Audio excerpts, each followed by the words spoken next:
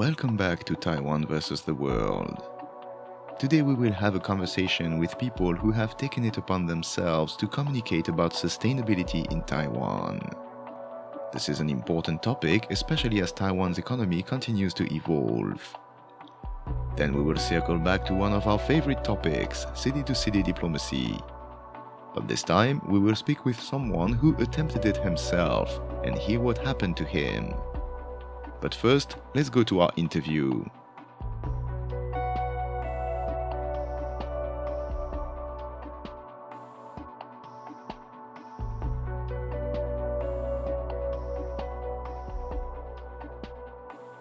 There are a lot of talks nowadays about renewable energy and sustainability, and we know that Taiwan is also a tech powerhouse. So what is Taiwan's role in all this? What is its responsibility, and what is it doing for it? Well, I found something interesting, a media called Reccessary that focuses precisely on renewable energy and carbon markets. And we're going to discuss today with two people who work for Reccessary. Good afternoon. Good afternoon, Julian. Thank you for having us. Sure, no problem. If I can ask you, both of you, to introduce yourself briefly. Yeah, I'm Jocelyn, a news editor at Reccessary. So we cover new energy and carbon market news across Taiwan and Southeast Asia. And we also focus on climate issues and sustainability initiatives as well. Right. And I'm Sherry, and I'm the carbon market analyst at Reccessary. And thank you for Jocelyn's introduction about Reccessary. So, right, Reccessary, we are the first epic information platform. So what we're doing is, maybe I could jump in on this one, that what we want to do is, nowadays we've seen that there are a lot of, as you say earlier, that there are a lot of carbon policies, and there are a lot of, for example, renewable requirements from different brands and companies. But we've seen a trend that with so many different regulations coming in, what is the one thing that people should focus on, and how are they going to do? So we've seen there's a really huge information gap here as to how to follow these rules. So this is why we have the Reccessors platform. We aim to build this platform to connect like either stakeholders or corporates and even the publics who want to understand what is sustainability and how could they do about this. Thank you. I see. And so where can we find the Reccessary? What does it look like? Right. So, so we have our website, and this is a bilingual website. So we provide Mandarin and we also provide English. And since that we've seen that, as we say, that the information is pretty fragmented and it comes from different regions and even different countries. So we are also aiming to different countries that who mine this information. So you can see that on our website, there's not only the topics we cover about in Taiwan, in Asia, we also cover Southeast Asia, for example, Thailand or Vietnam, who might be the Taiwanese companies, but they are based or their factories are in other regions. So those companies who can also access to our platform. And one thing which is quite, I would say, is unique about our platform is that so nowadays that you can see there are a lot of information going on, but how do you know those are real? Or how do you know those information?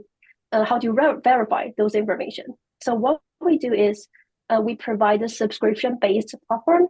So because of this, we will make sure the information or the article or pieces that we publish is first of all, it should be real time, and secondly, of course, the information should be verified and should be accurately transported and published to the public. So yeah, you can see those pieces in our website. And you introduced yourself as a carbon market analyst. Can you explain to us what exactly this means? All right.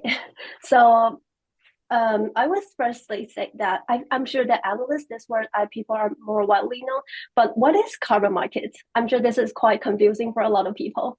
So what I do day to day is that for carbon markets, we would actually say that there are two mechanisms. So the first one is the compliance, the mandatory one, which is, for example, in Taiwan, we have the carbon fee which is under the carbon pricing system. So what is this is that for those corporates who are under the pressure of carbon fees, they have to surrender the fees annually based on these regulations. So these are the mandatory one. So what we call this is the compliance carbon market. On the other hand, there is voluntary carbon markets. So these are the markets that corporates participate voluntarily. For example, it contains the carbon credit system, which you can trade in the voluntary systems, or there are the carbon credits project. There are which is settled around the world, and people could invest in those markets. So when we talk about carbon markets, there are two segments. The first one is compliance side, and the second one is the voluntary side. So as an analyst, what we usually do is that, of course, we will do the research about how is the market evolving and how should people follow the trends about it. For example, there's in Taiwan, there's carbon fee coming in. So for example, as a company, I know that I'm under the pressure of carbon fee, but what should I do exactly? And what is the price? And then what if I didn't follow the regulations? What might happen to my company? So this is the first side that we, as the analyst team, we will do is we will help the business to evaluate further in the future that how are they going to play their decarbonization strategy in the long term. So this is what we do. We help business to understand the risk in the front and how should they prepare for it. And the other thing is that we not only just like publishing the research report. During this research, we would take a lot of time to communicate with the stakeholders. They are either from the corporate side or the industry side, or they could be from the public, even academic side. So what we do is, as we say earlier, we would like to connect these stakeholders as to provide the most accurate and the most needed information for those who are in this market or for those who are affected by these mechanisms. So in the analyst team, we're not just doing the research.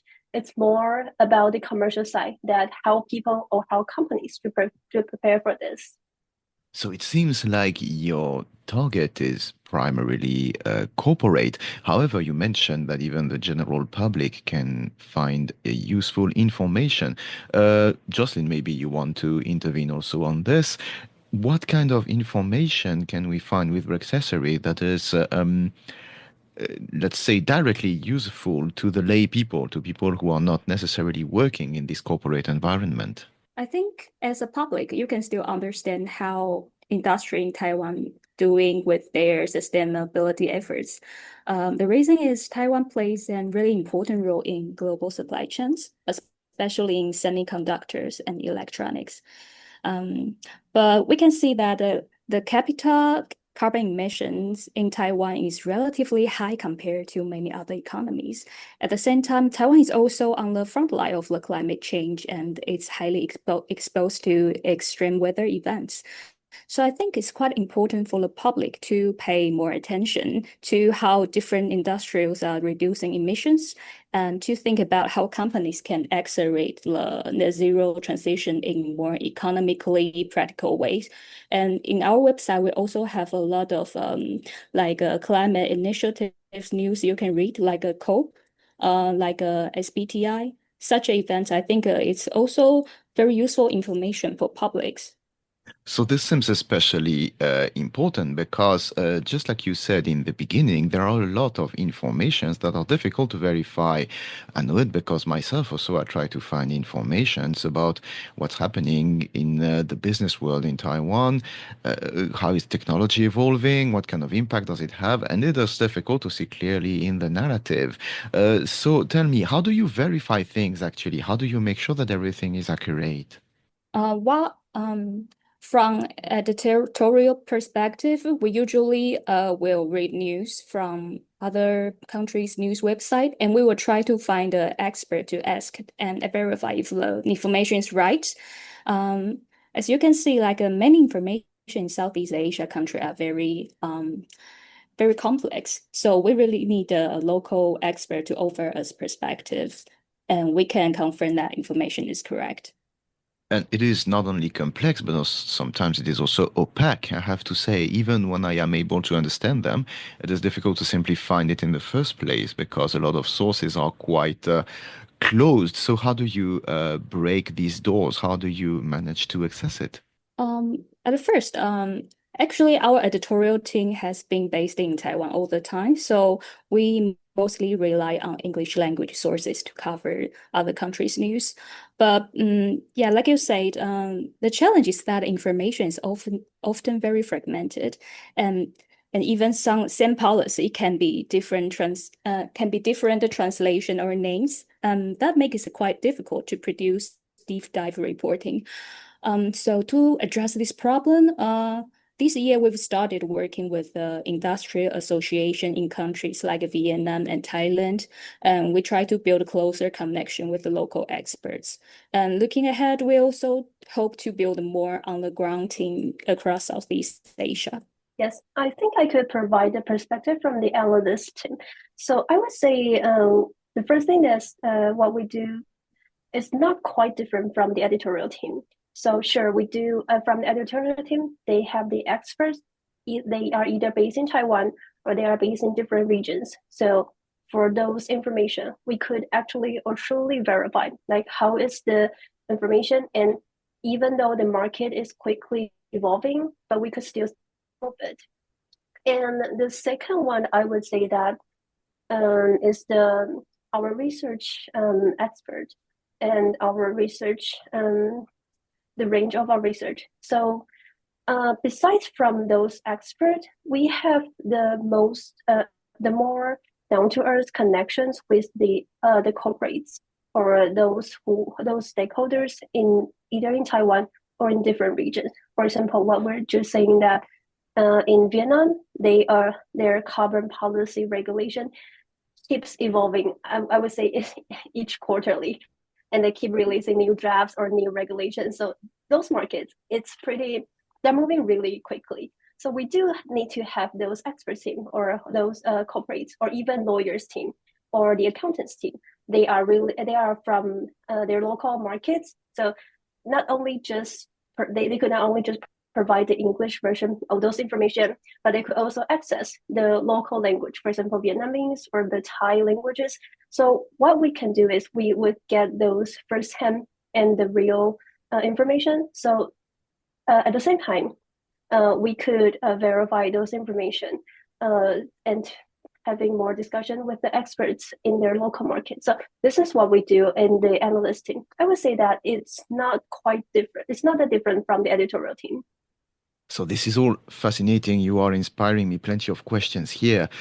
But you also remind me of a quote by H.P. Lovecraft that I love to use, which is, the most merciful thing in the world is the inability of the human mind to tolerate all its contents.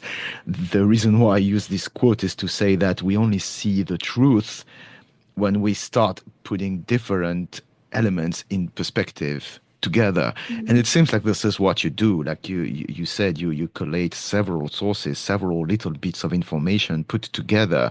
You use sources that are academic, legal, etc. So it seems like what you do is a lot putting little bits of information together to give a bigger perspective. Am I correct? I would say that there would be one concern that people might be thinking is that with all those sources that we gathered from different stakeholders, how do we, even if we put together as a piece, but they come from different sources. So do they use the same baseline? From their research, do they use the same resource as well? So to make sure the accuracy and the alignment with the original sources, this is what concerns us the most as well. Like I'm sure that this is also what public or those readers who are receiving this information might want to know, that if that your resource is true to their original resource, and the consistency, I would say that the word consistency should be the priority when either doing the research or when writing a pieces or even publishing the report. Wondering, would you give us an example of a very important topic that you covered, something that you think really needed to be put out there and to meet an audience? Important topic.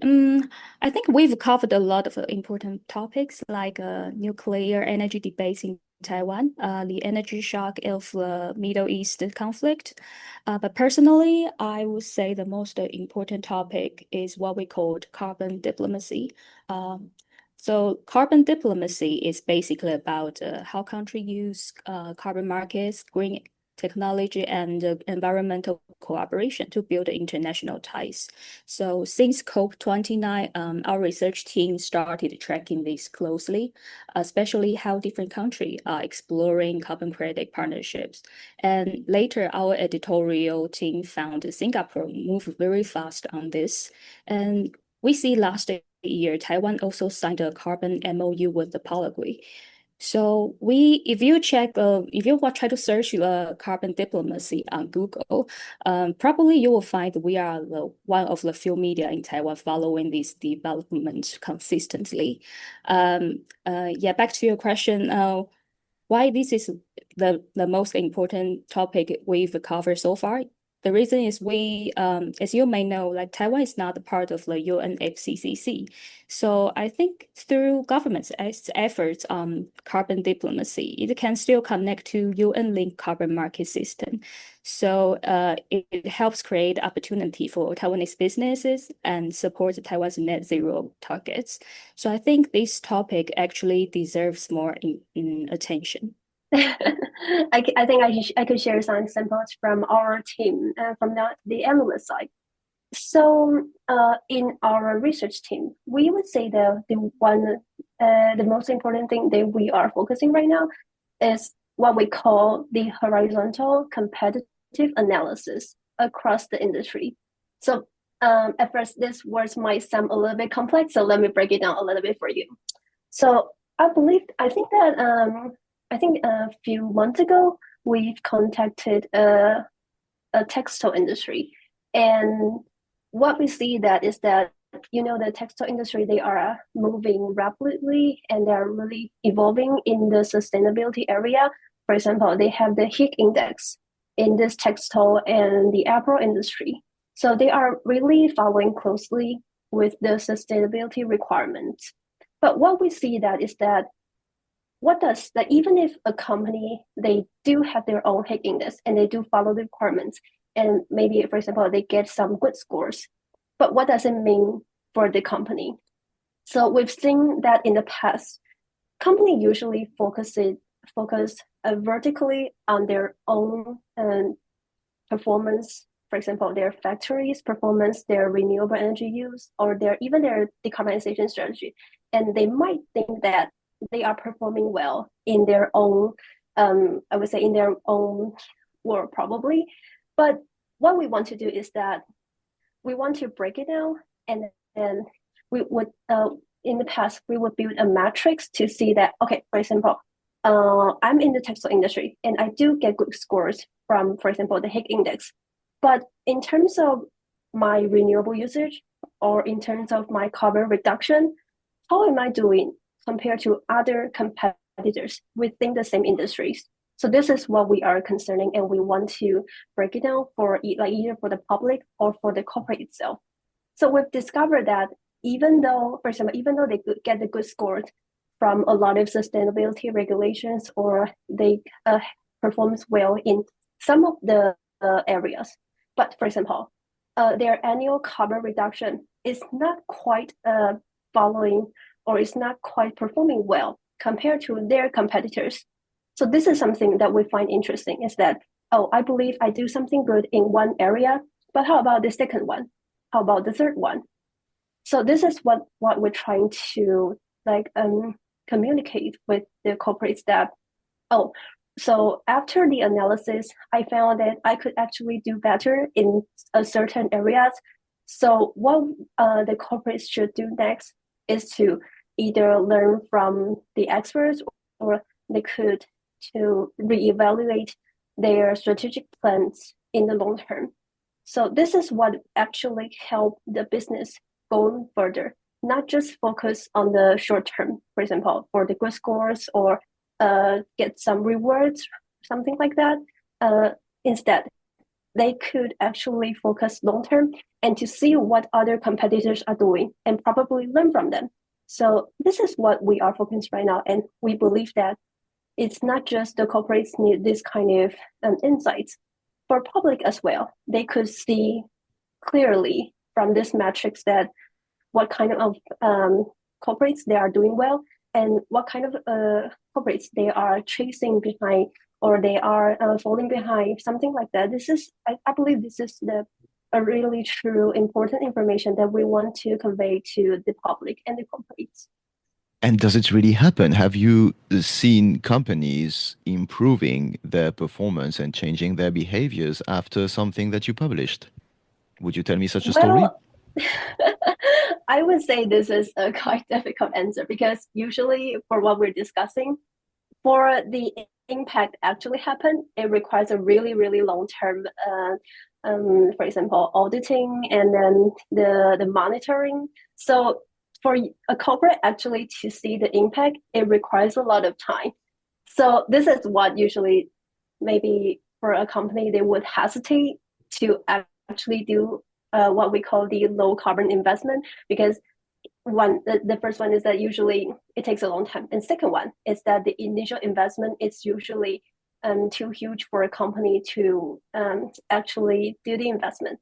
So I would say that right now I believe a lot of big corporates they are actually doing it, but usually they are not because of their competitors what are doing. They are it's usually the pressure or the driving force for them to do this kind of low carbon investment is because they either have their supply chain requirements or they want to be competitive in this low carbon economy. But I wouldn't say that this kind of phenomenon is already happening. So this is why we're trying to convey this kind of to have more communication with the corporates. So it seems that you focus very much on long-term impact. How do you make sure that everything you do has a long-term impact, a long-term effect? How do you follow up on stories or try to push further on a topic? Right. I think I could give you another example. It's about the shipping industry's decarbonization.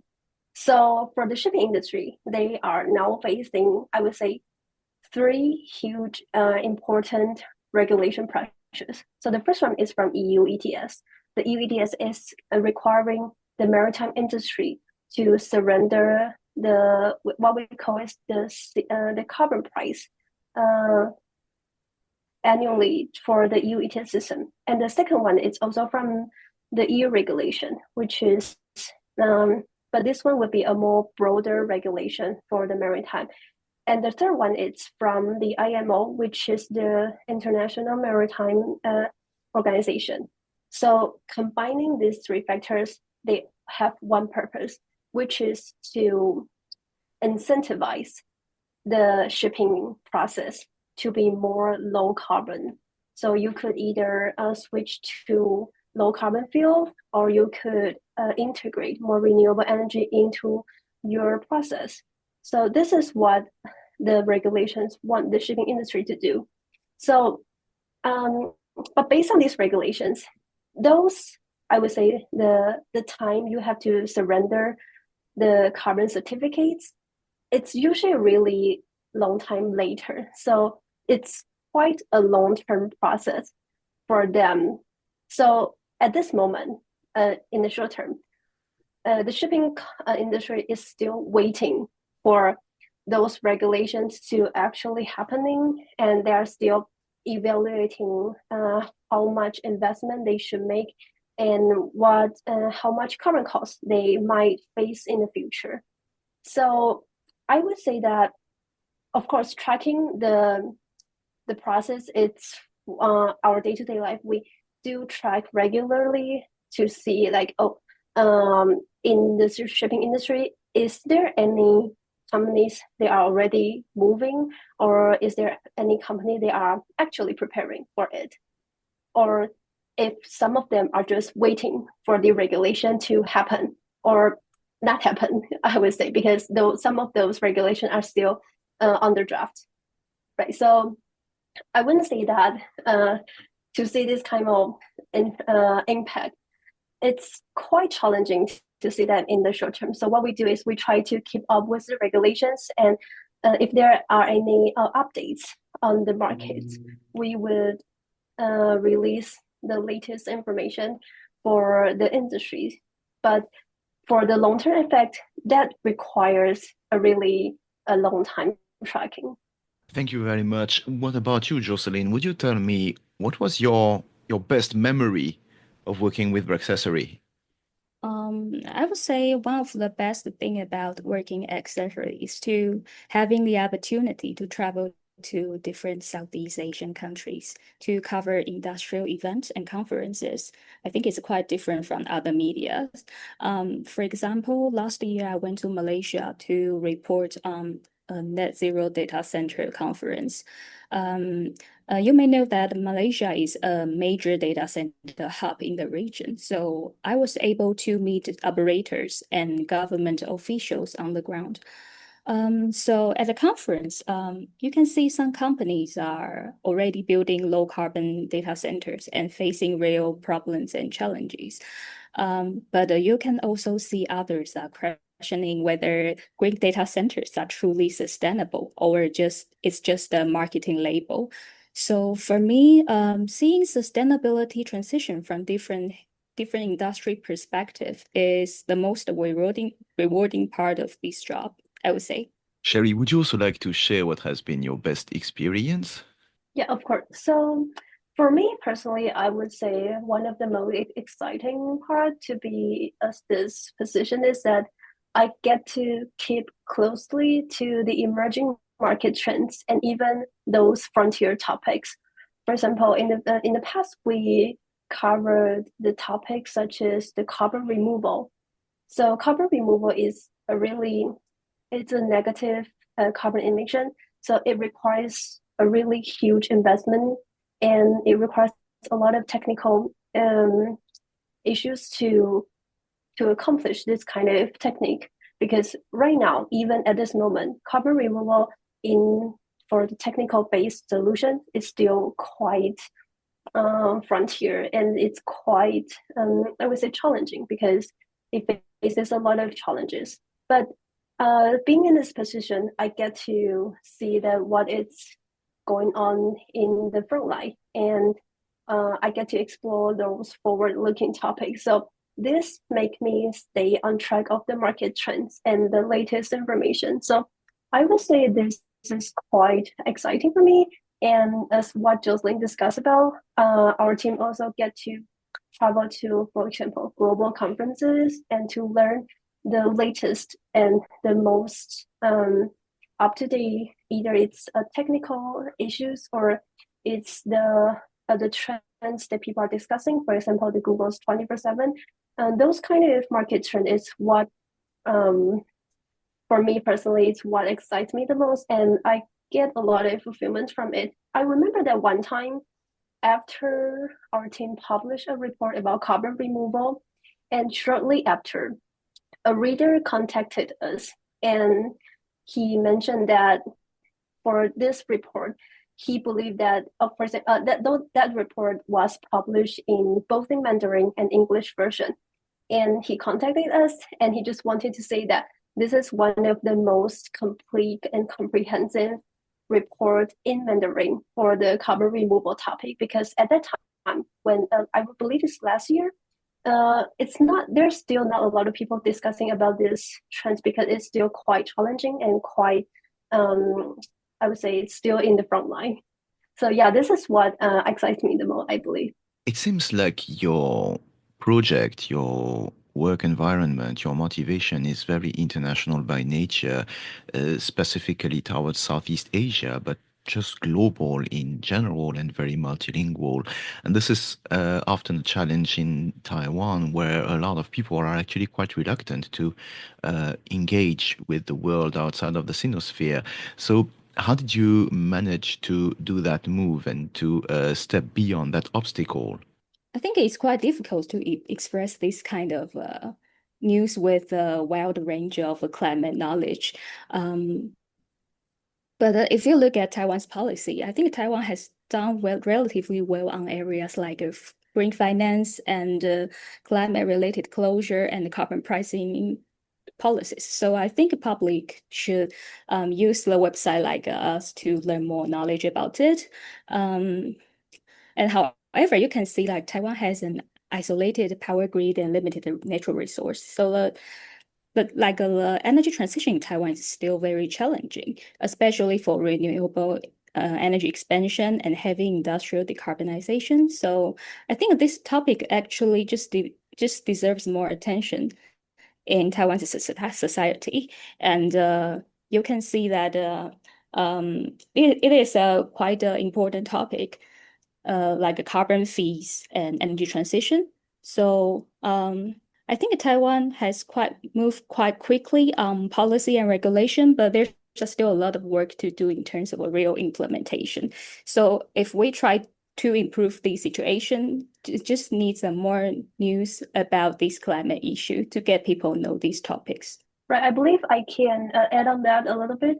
So Jolting was just mentioning about the renewable grids and the electricity grid. So from what I think is that the carbon pricing system, it's still quite differently across the region. Like for example, Taiwan has carbon fee, and for example, Vietnam has their emission trading system, and Thailand they launched a system called carbon tax. So just purely looking for those terms that you can see that even though they are called the carbon pricing mechanism, but actually they do have their own designs and own regulations and how they want to charge the carbon price for each regions.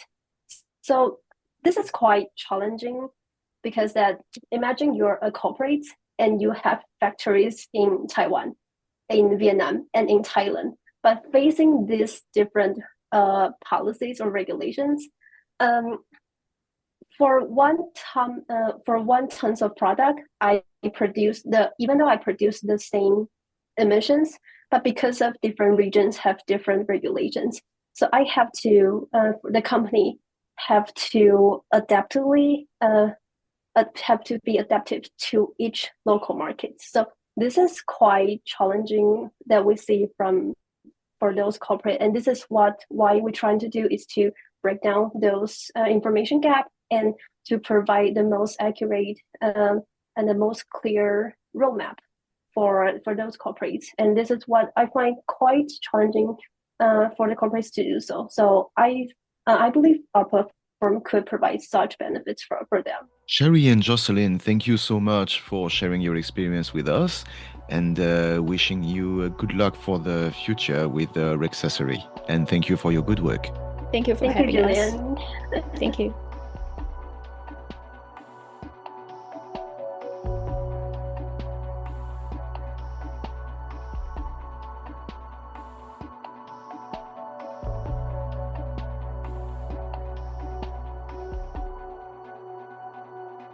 We have often discussed city-to-city diplomacy. It is an efficient method of alternative foreign policy for Taiwan. Today we spoke with someone who experienced it firsthand when he attempted city-to-city diplomacy with Taiwan from a French city. Okay, my name is Romain Blachier. I'm working in renewable energy. I'm also lecturer in geopolitical science, and also I work also as a columnist, and also I'm producing concerts. So this is different topics we can talk about. I'm writing a lot about energy. I'm writing in Taipei Times several times about energy or other topic like politics. I will be happy. I've got an organization of paradiplomatics. So I'd like to work more with the Taiwanese government, and I'd like to help more to make ties between Taiwan and the European Union.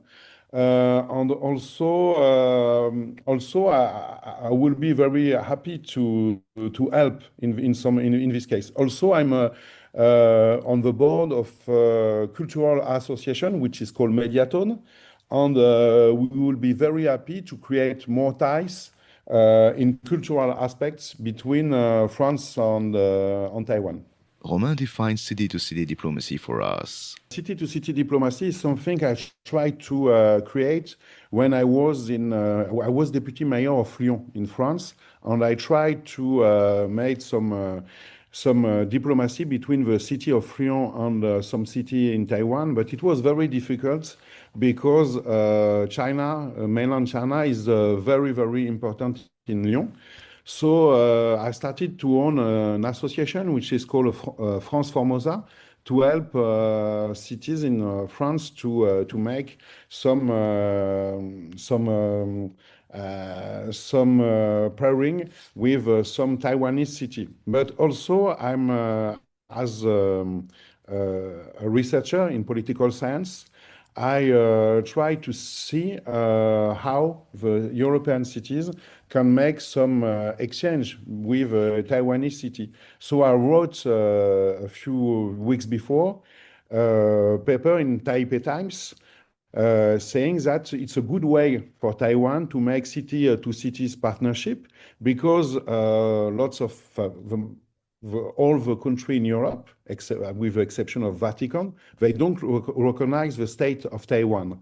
So another way to make collaboration is to make collaboration between cities and cities. There is three cities and cities cooperation in France, one with Grenoble, one with Versailles, and one with Béziers. And, but the majority of the city with city cooperation are made by in Poland, because in Poland, Lech Walesa made a lot of work helping Taiwan to work closely with Poland. And I think it's a good way for lots of parts of the world to cooperate with Taiwan, not using the state-to-state cooperation. I'm okay with state-to-state cooperation, but sometimes states think that it's very difficult to work with Taiwan. So another way to work with Taiwan can be city-with-city partnership. And when you see a partnership like the one with Grenoble, it's about technology, it's about science, it's about lots of good things. And I think lots of cities in Taiwan can have good exchange with lots of cities in the world.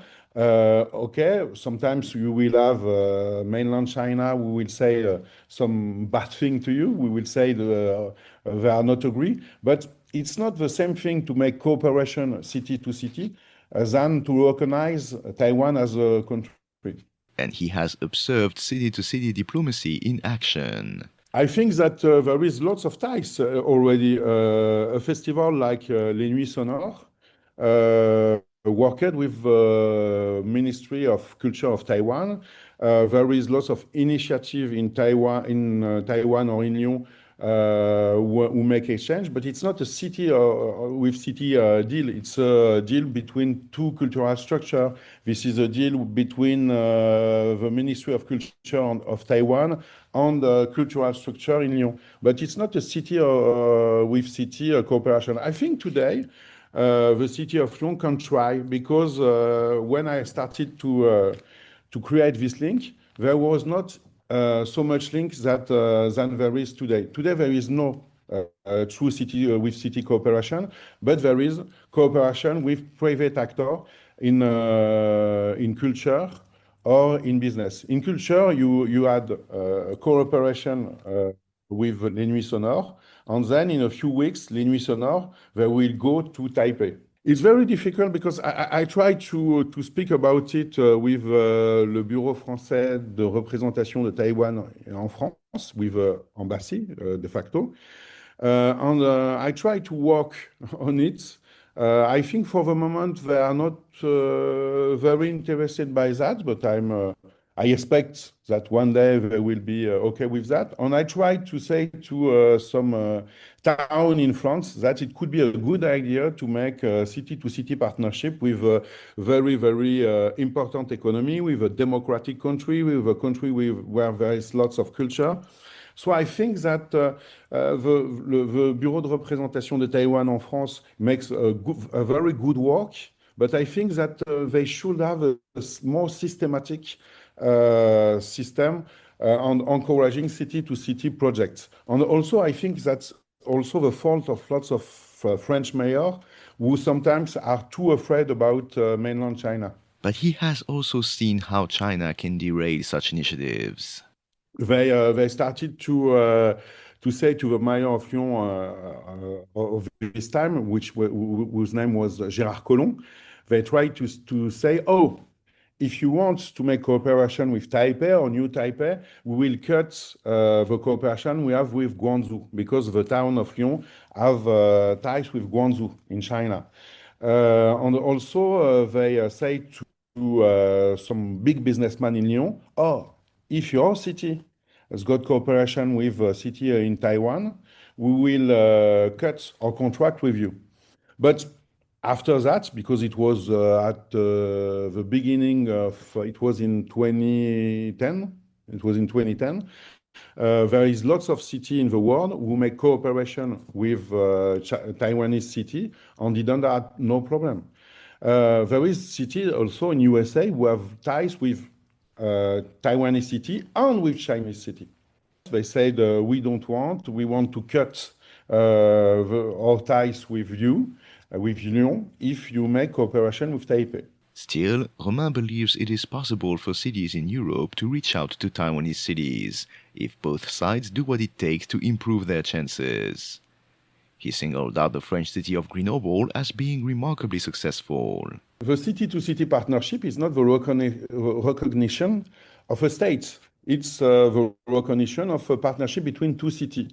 So I think, yeah, it could be a great idea. There is a parliamentary visit. There was a parliamentary visit of French people, of French deputy last week in Taipei. There is sometimes declaration of friendship between, of support of Taiwan, of some French authorities. And there is no problem of recognition of ties between cities. The only problem is that there is the policy of one China in France, okay? But it's not breaking the one China policy to say, oh, let's go to make some partnership between Lyon and Kaohsiung. The main one is the partnership between Grenoble, Grenoble metropolitan, because there is Grenoble the city and there is Grenoble metropolitan, because in France the local administration is very complicated. There is lots of level, etc., etc. But this partnership between Taiwan and Grenoble is very, very successful. They work about technology, they work about health, they work about lots of aspects. And because it was technological on health partnership, it wasn't a political partnership. Not with culture, but maybe one day they will work a bit more about culture. This is the most successful one. In Europe, also there is the one with Prague in Czech Republic, which work a lot. There is a few successful ones, even but the most are in Poland. In Poland, there is half of the partnership in Europe who are in Poland. If you make the comparison with the USA, Taipei alone has more partnership with US cities than the European Union has got in the totality. There is, when you make all the partnership there is in the European Union, it's less than the only Taipei has got with city of USA. So a good way, and that's also what the government tried to do. The Taiwanese government, for the moment, they are not as much as it with official recognition. If you see the Honduras subjects, Maybe the Honduras will recognize again Taiwan as an official country, but the Taiwanese authority, they are saying, okay, let's take time, let's see. Because the Taiwanese government, for the moment, they try to say, oh, the recognition is something, but the thing we prefer is to be able to work with people, to work with states. It's more important than recognition. So that's the same thing for city-on-city partnership.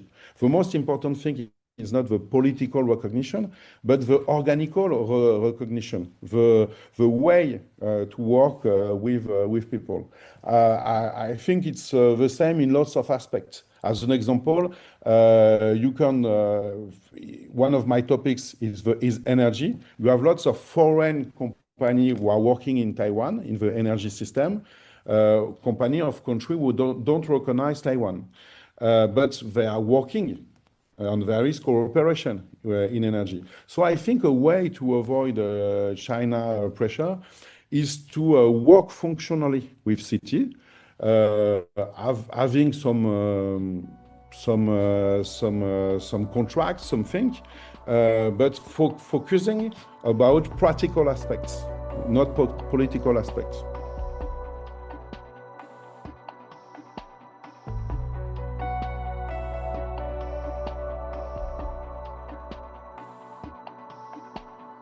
We will meet again next week for a new episode of Taiwan versus the World.